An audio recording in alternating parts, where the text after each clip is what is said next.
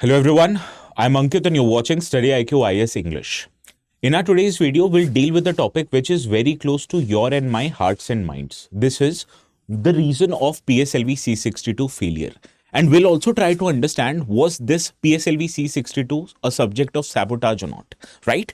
Now, the notes which I will be using in our today's session, in case if you want to download them, you can go to a particular Telegram channel called as ATS Live. And while you're at this Telegram channel, please do not forget to subscribe to it as well. You know the name of the channel, ATS Live, okay?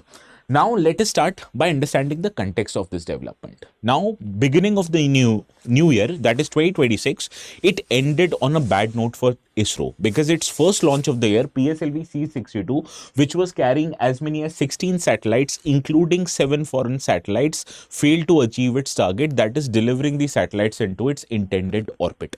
Now, you'll be surprised to hear that this was second consecutive failure of PSLV, which is otherwise known as workhorse of ISRO. And the last mission, which happened in May 2025, ended on a same note that it also failed.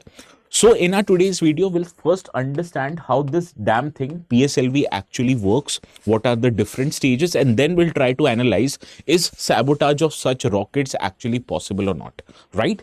Now let us start our today's discussion by understanding the basics of how a rocket usually functions. Now you may have an impression that a rocket is a monolithic entity consisting only one type of fuel and one type of engine. Well, this is not the case. Rockets are usually divided into multiple components or multiple stages, as they are called. These stages have different engines and they are powered by different fuels, and all of these stages intend to achieve different objectives. As we are going to understand, you will realize what the first stages do, second stage does something different, third stage has other priorities, and fourth stage has a precision requirement. So let us understand how different stages of this PSLV rocket actually works. Let us start by understanding the first phase. First phase or first stage is a stage where the rocket is present in its entirety, which is carrying the payload as well as the massive weight of its own, right? So to bring that massive weight and give it a lift off, that is a takeoff, you need an engine which delivers utmost thrust and utmost power. So for that responsibility, we usually rely on solid fuel powered rockets, right? So the first stage of ISRO is powered by a solid fuel, and the purpose of this solid fuel is to deliver massive power so that this massive weight of the rocket as well as its payload is able to take off. Now, what you need to understand, when taking off, this rocket is subjected to multiple forces. It is subjected to Earth's gravitational force, and it is also subjected to the atmospheric drag which any spacecraft faces when it takes off from the air. Now, this is when the aircraft or the spacecraft is at its heaviest, and that is why to deliver massive power, to deliver power in a simple manner, we rely on solid propellant fired engines. So this was first stage. Now let us understand what the second stages do. Now, in the first stage, your ultimate priority is to take a vertical takeoff. On the second stage, the priority changes. In the second stage, the priority becomes to deliver this spacecraft into its intended orbit. So as against first stage, the trajectory of the second stage is partly vertical and partly horizontal. And this is a work of precision. So you need the engine to have the ability to throttle. So on one hand, when solid fuel powered engines, these have a drawback that once ignited, a solid fuel powered engines wouldn't stop. But as against the solid fuel powered engine, the liquid engine gives you the ability to throttle. Let us imagine you driving a car. So by giving an accelerator, you can speed up the car. By pressing the brake, you can reduce the speed of the car, right? So this ability in the car is possible. Why? It is powered by a liquid engine. Similar case is applicable even in cases of rockets. So when you need precision, you need an engine which delivers you the capability of throttling, and this is what a liquid fuel powered second stage gives you the advantage. Now what you need to know, this liquid fuel powered engine in the second stage is actually the Vikas engine, which is developed indigenously by ISRO. And the purpose of this second stage is to prepare the vehicle, that is the spacecraft, for orbit and insertion into a particular orbit. And for that purpose, you need precision. And who delivers you the precision? A liquid powered Vikas engine, which is made by ISRO itself. So these are the first two stages of ISRO's PSLV rocket. Now let us understand what the third stages actually do. Now in third stage, the spacecraft, it reaches a particular orbit which is still inside the Earth's atmosphere. So at this time, the the entire spacecraft, the remnants of which, the last two stages, it is subjected to huge gravitational force. So to keep that spacecraft moving in an intended orbit and to avoid it falling back into the Earth's atmosphere, you need an engine which should deliver massive power. Right. So with massive power, you will get the desired velocity, you will get the desired acceleration. And for that, we again rely on solid fuel propulsion, which gives this spacecraft a rapid acceleration phase. And you'll be surprised to know, in the third stage, the speed of the spacecraft is somewhere between 26,000 to 28,000 kilometers an hour. Yes, 26 to 28,000 kilometers an hour. And this is only possible because of the massive thrust that is you are going to achieve through burning the solid fuel, right? So this solid fuel propulsion, this continuous firing of engine is very essential because you have to keep this aircraft moving at a very high speed. If you don't, this aircraft would fall back on the surface of the Earth, right? So this is the purpose of the third stage. Now, the most important stage for PSLV is the fourth stage. In fourth stage, you need ultimate precision. Again, why do you need precision? Because the objective of fourth stage is to ensure precise orbital placement so that satellites can be developed in sequence into multiple orbits. And while doing the same work, the engine needs to have the ability to start and stop multiple times. And do you think you'll be able to start and stop the engines using solid fuel? No, right? So again, this fourth stage of the ISRO's rocket is powered by a liquid propellant that gives you the ability to precisely deliver these satellites in its intended orbit. So all in all, these are the four stages that are used in PSLV. Now let us come back to the problem. The problem that happened with C61 and C62 missions both actually happened because of the malfunctioning in the third stage. I told you, and let me repeat it.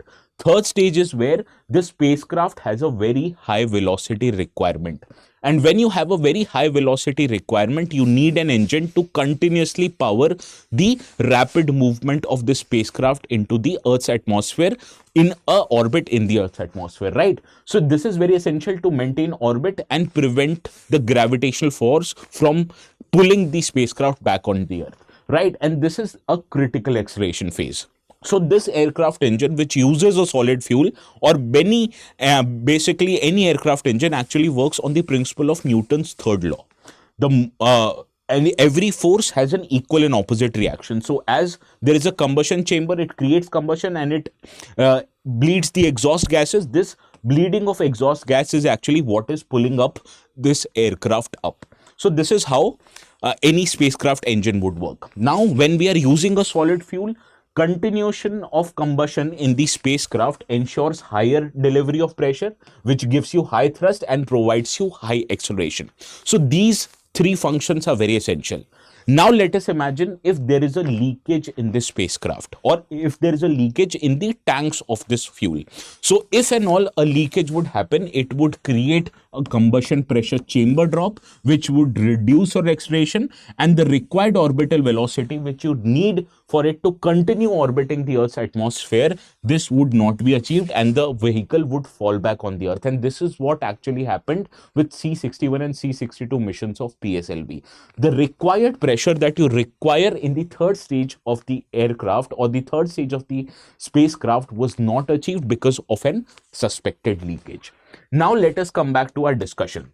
Now, I told you initially, was this mission actually sabotaged? Now, the reason why people are calling it that this has been sabotaged, because one of the critical payloads in the PSLV C62 mission, if you can recall, I told you there were total of 16 satellites. One of these satellites was actually an Earth observation satellite N1, also called as Anvesha.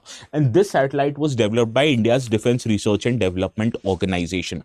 Many people say that this was a spectral Earth observation, hyperspectral Earth observation satellite, which has intended purpose of conducting surveillance and monitoring tasks. And it is expected that this satellite was actually a satellite meant for usage of Research and Analysis Wing and NTRO, which are India's intelligence agencies, right? So this is the reason why people are saying that this could have been the strategic incentive for India's enemy countries or India's rival countries to play or to sabotage this mission. Now let us understand, whenever, if at all, a sabotage were to happen, there would obviously be evidences, there would obviously be signs of it. So what are the signs in case of a usual sabotage? There would be repeated failures in your spacecraft, but this repeated failures would be set or spread across different stages. There won't be a consistent problem in a single component. Similarly, the telemetry, which is the sum total of data provided by the spacecraft sensors, it would show you sudden and discontinuous anomalies. It would show you sudden and discontinuous disturbances. Right. Similarly, there would be certain evidences of external interference. For example, interference with your telecommunication, interference with the command signals that you give to the spacecrafts. If they are overridden, it would show you somebody has interfered with. And ISRO has not made the details public why this suspected failure happened. So if at all sabotage were to happen and you would know about it, there has to be some kind of a data leak from ISRO's inside, right? So these are the deliberate signs of a sabotage which you need to understand were to happen if indeed this was a sabotage, or was it a sabotage? Now, what you can learn from the past two failures of ISRO, that both of these spacecrafts were subjected to a same problem. That is, the consistent problem I'm talking about is specific to the third stage being malfunctioned, right? So this two problems which has occurred is a same problem that has reoccurred again. Similarly, all of these problems are technically explainable, not just ISRO, but previous missions of NASA, previous missions of European Space Agency, and previous missions of Roscosmos, which is Russia's space agency. All of them have been subjected to same kind of a problem. And as against these problems, is there an evidence of sabotage? No, there was no expected cyber intrusion, there was no external signal interferences, and no tampering has been detected in the telemetry data which the ISRO has. So again, to conclude, this may have been caused by a technical failure. This may have been caused due to a manufacturing glitch, maybe not because of a sabotage. Regardless of this problem, whosoever or whatsoever reason this problem happened, you need to understand this is a bad news for ISRO. Why a bad news for ISRO? Because if you can recall, the last 6 launches, total last 6 launches of ISRO, 3 of them have failed, which means the failure rate of ISRO space mission in the last 6 launches is 50%, which is a very unusually high for ISRO's already higher standards. Similarly, as I told you, PSLV, it is called as what? It is called as powerhouse of, or power horse of ISRO. Why it is called as powerhouse of ISRO? Because it is trusted by foreign customers. Many foreign service providers have commercially relied on it, and this provides massive revenue backbone to ISRO. So this repeated third stage failure, which may have been caused due to vendor quality mismatch, which may have been caused due to oversight failure, or may have been caused due to insufficient non-destructive testing, it has to be rectified at the earliest, because ISRO can't afford this kind of a failure to happen again. Because ISRO's failure is important for its reputation. ISRO's consistency is important for India's economic prowess. It is important for India's strategic heft. And all of this is important because all of us are rooting for ISRO's success, right? Now, before solving a question that exactly appeared in the UPSC exam, you need to understand we right now are in the process of taking admissions in resolution batches. Resolution batches, the admissions would close tomorrow, that is 17th of January. So please hurry up, take admissions as soon as possible.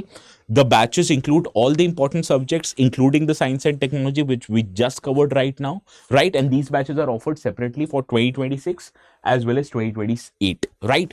So please take admission, and do not forget, if you apply the code ATS Live before making the payment, you are going to get maximum discounts. So learn to thrive by using the code ATS Live, okay? Now, this is the question I'd want each and every one of you to solve. As you can see, this is a question which appeared in 2018 UPSC exam. Please do let me know the correct answer in the comment section. The ones who get it correctly would get a thumbs up from my side. And also, please do let me know, are you convinced of the argument that I gave, or do you have some other arguments that you can present me highlighting that this indeed was a sabotage?